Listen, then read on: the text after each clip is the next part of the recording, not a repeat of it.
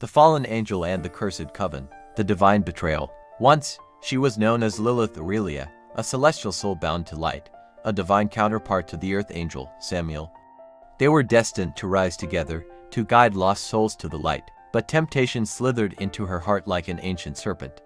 A shadow from the abyss whispered to her, promising power beyond mortal comprehension. She abandoned her divine path, seduced by the allure of forbidden sorcery. She aligned herself with a secret coven of witches and warlocks who practiced under the veil of darkness. Their rituals, ancient and malevolent, defied the natural order, siphoning the life force of the innocent in exchange for fleeting euphoria and unholy might. Blinded by ambition, Lilith willingly forsook her celestial essence and made the ultimate pact. She sold her soul to the devil. The cloaked karmic deception. The coven's leader, Malthus, a warlock draped in illusions, masked his energy to resemble that of Samuel. His deception was flawless. He manipulated Lilith, making her believe that he was her true counterpart. Every spell, every incantation, was woven with deceit, drawing her deeper into a false reality. She became intoxicated with his presence, unable to see past the veil of trickery. Under Malthus' command, the coven thrived in secrecy. Their spellwork was insidious, bindings of the soul, hexes of chaos, and blood rituals to command demonic legions. They lured others with promises of ascension but drained them of their vitality, leaving nothing but hollowed husks. Their strongest spell, the Pact of Eternal Sin, bound their fates together, ensuring that one's downfall would drag the others into the abyss. The betrayal within. Lilith's hunger for power grew insatiable.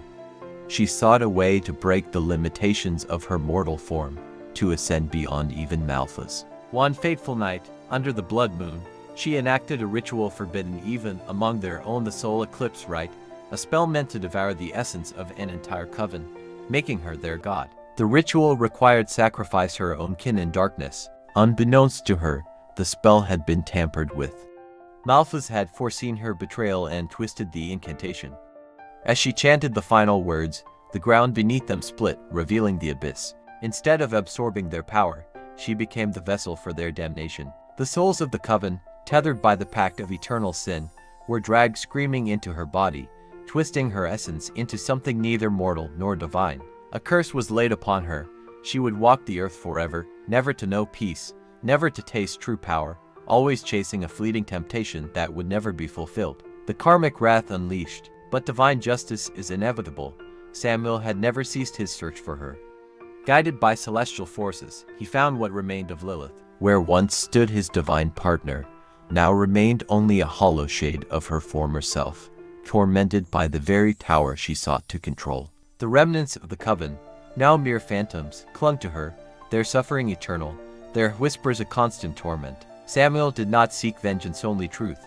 He whispered the ancient words of the severance incantation, a sacred spell meant to break the chains of dark pacts. The earth trembled as the ritual began. The spirits of the coven shrieked, torn from Lilith's soul, but their suffering did not end. They were cast into the void, beyond even hell's embrace. Lilith, now free, fell to her knees. Her celestial form had been restored but marred by the corruption of her past. Her wings, once luminous, were now torn and singed, half divine, half condemned. She was neither saved nor damned. She was a fallen angel, lost between realms. Malthus, the true orchestrator of her downfall, had not perished with the others. He had fled, a coward to his own game, but Samuel swore that their reckoning was not yet complete. The eternal chase. Now, Lilith wanders, seeking absolution that may never come. She is drawn toward fleeting desires, haunted by the echoes of her past. She sees glimpses of her true counterpart, but the connection has been severed. Every time she reaches out, she finds only shadows. And in the darkness, Malthus still lurks, cloaking himself in deception, preparing for the next to fall into his snare.